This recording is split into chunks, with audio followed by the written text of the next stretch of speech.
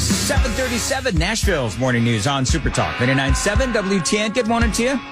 Dan Meadows here along with Johnny B, Ken Weaver, and want to go right to the Newsmaker hotline. Want to say hello and good morning to Cliff Maloney out of Pennsylvania. And Cliff, your organization, you and our old friend Scott Pressler did some amazing work in getting voter registrations for Republicans 4 times higher than Democrats in this battleground state. Now, number one, I mean, congratulations. This is a huge victory for conservative values. And so I just kind of wanted to start from the beginning, and that is, how did you become involved in activism? Because I'm here to tell you, as a guy that has been bemoaning the Republicans' ground game for a long time, I love what I'm seeing. Dan, I appreciate you guys having me. Love your show. Bunch of Patriots listening. Yeah, listen, I got involved with Ron Paul back in the day, Dr. Ron Paul out of Texas.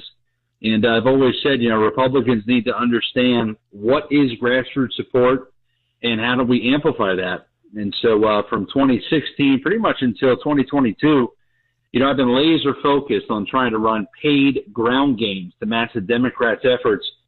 But all that changed. With COVID, we've all these rule changes across the swing states. And so I've aimed all my cannons, if you will, at Pennsylvania. And Pennsylvania, I got to tell you, the numbers look great. Back in 2020, we were down over 700,000 registrations. And now we're creeping up on 300,000 is our deficit. So we've cut it in half. The numbers look good. It's trending our direction. People said, oh, this whole Harris bump, it's all fake, right? It's AstroTurf campaign. It's a bunch of this fake momentum, fake energy. And I love to see the numbers. And I think, look, we've got to do the hard work. But I got to tell you, I'm looking forward to November. 538 Nate Silver says that Pennsylvania is the state that is going to decide the White House. Have you? Are you from Pennsylvania, or was this just the state that you decided to focus on? It's funny. So I've done races across the country. I've won state races in over 30 states, over 300 campaigns. But it's funny because Charlie Kirk called me at the end of 2023, and he said, listen, I need you to go back to your home state of Pennsylvania. So I looked at the numbers. I'm a math teacher by trade. And here's the crazy thing, Dan, just to tell all your listeners, in 2020, Trump lost Pennsylvania by just 80,000 votes. But what kills me is 141,000 Republicans had mail-in ballots that they requested, but they never sent them back. And to me, that's the rub. That's the whole entire battle. You fix that, you win Pennsylvania, you win the White House. And Nate Silver's numbers, Nate Silver says 96.1% chance of winning the White House if you win PA. He says it's a 35% chance of tipping the White House. So Pennsylvania, I got lucky. It's my home state. I'm not going to lie to you. 6 months ago, I could have bet on the wrong state. But what we're doing is we launched a program called the Pennsylvania Chase. We're hiring 120 full-time ballot chasers. We've already hired about 100 of them. They deploy on September 1. So consider September 1 is our Super Bowl. We've got 120 people we're going to bring into the state. We're going to knock on 500,000 doors. And get this, Dan, look, every door that we knock on is going to have a Republican ballot sitting there on the dining room table.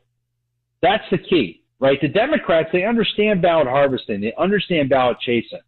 And for years, we've kind of ignored it. No. It's time to fight fire with fire. We're going to double down. We're going to knock those 500,000 doors. And remember that if your listeners take anything away from my segment here, 141,000 Republicans requested a mail-in ballot in 2020 and never sent it back. And we only lost by 80,000 votes. We fix that, yep. We win the White House. Let me ask you, when you go knocking on doors, do you knock on doors in counties and districts that are traditionally Republican, or are you going to Democrat type districts? Well, here's what's funny, Dan. So I get in a little bit of trouble because a lot of people say, the mail-in ballots, you're creating more opportunity for fraud. I ran the numbers, and the numbers showed our biggest deficits of Republican ballots that weren't returned were in red counties. So these 500,000 doors we're knocking, we're targeting Republican counties where a Republican clerk will count the ballot. Look, I get a lot of people, and I'm sure some of your listeners will disagree. They'll say, oh, you should be in Philly, you should be in Pittsburgh. No, we don't have time for that. We cannot allow Democrat clerks to count the ballots. I'm going to go into deep red, ruby red districts, knock doors, chase the ballots in those red districts where a Republican clerk will count the ballot. That is the safest way to do it. And by the way, look back to 2020 when they changed the rules in Pennsylvania. I'm talking PA specifically. Mm-hmm. Republicans have averaged only 20% when it comes to the mail-in ballot portion. So think about this. You're going into Election Day. You're down 20 to 80. Good luck, right? So our entire program, the PA Chase, a lot of people talk about effort. Effort is great. We're hiring 120 people, knocking 500,000 doors. But let's talk about measurable results. So 20% is the average right now, and we've never done a ballot chase program. Our measurable result, hold me accountable to this, Dan. I want you to call me on November 6th and say, Cliff, where are we? Because our measurable objective is to get to 33%. If we get 33% of the mail-in ballots, we cannot lose Pennsylvania. I guarantee it. It should be noted, you and Scott Pressler, who is familiar with this audience, I've interviewed him a couple of different times. You guys working hand in hand. With what you're doing in Pennsylvania, are other groups taking a look at what you're doing with this ground game that you're doing and chasing these votes? Are other states paying attention?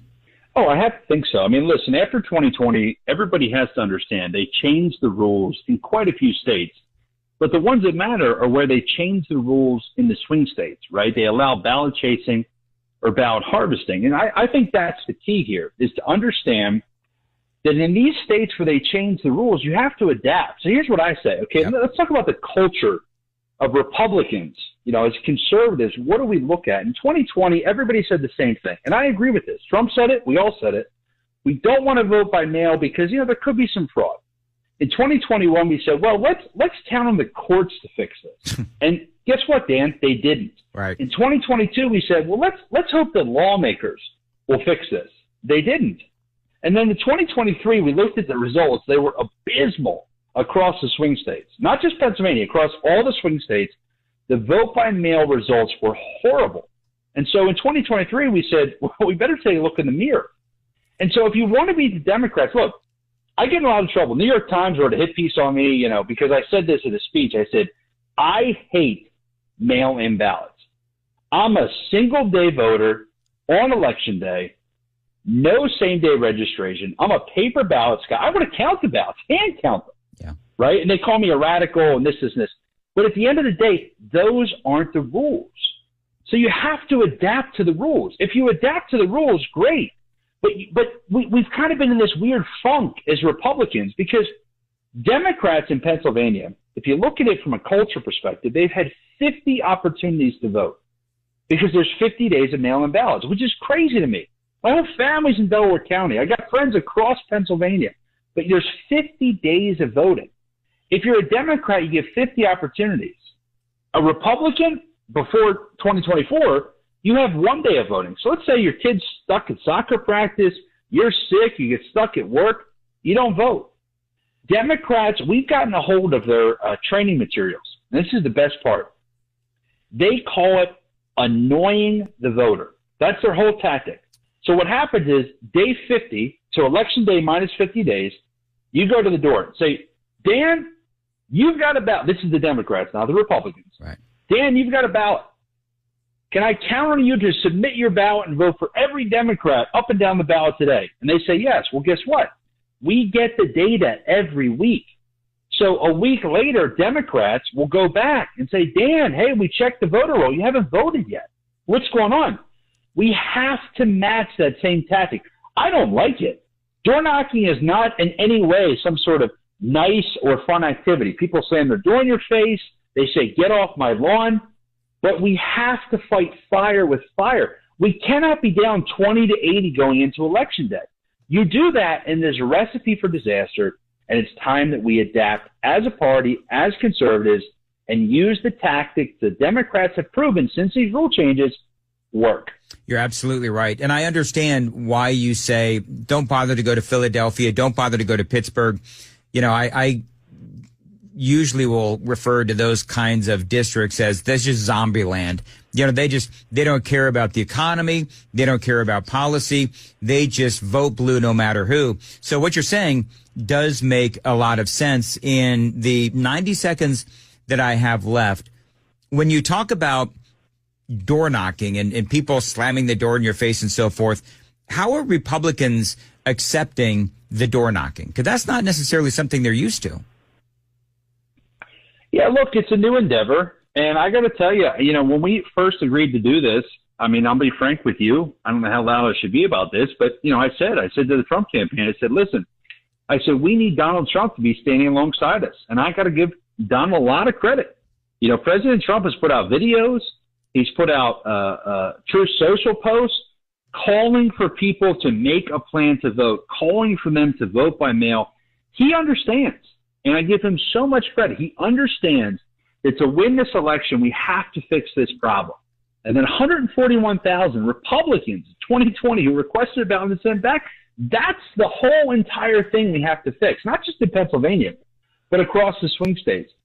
I'll end by saying this. Yep. If we win PA, we win the White House. To win PA, we must fix this mail-in ballot problem. Folks can go to phase.com.